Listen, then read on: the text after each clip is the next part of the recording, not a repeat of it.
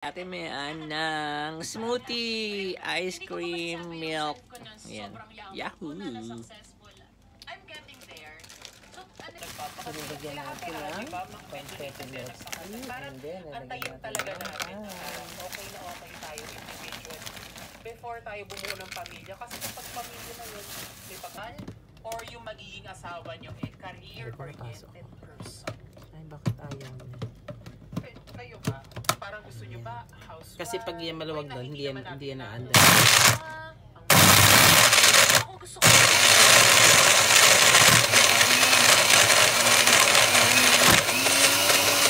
Sana maano ko yun. Pinagpe-pray ko yun na sana mabalanse ko yung pagiging housewife and pagkatrabaho.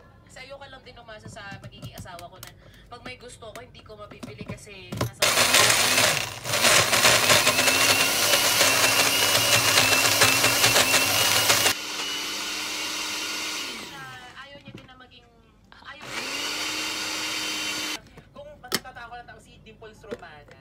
tapos sabi niya sa akin, nung Daniela Mondragon pa siya, talagang pinapagpag niya yung sarili niya. Kasi kapag napasok niya ng bahay at napapansin niya Boyet, sabi niya, oy, Daniela Mondragon ka, huwag kang kontrabida dito, walang artista dito. Yes.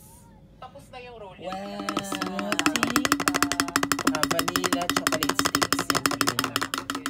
Yan na yung role natin sa bahay. Parang tamang balance lang ng mga bagay. Tingnan natin ang aming smoothie, guys, with Ate Mariam.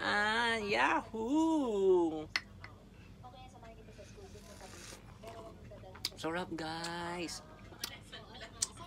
May stick pa kay Ate Mariam. Ang sarap, guys. Wow, have a great day. Bye-bye you, mama. Chup-chup. Inom na tayo, guys. Kain na tayo. Makipaghiwalay na Sino pinabili niya? So ano yung anong salita ang isasagot mo sa breakup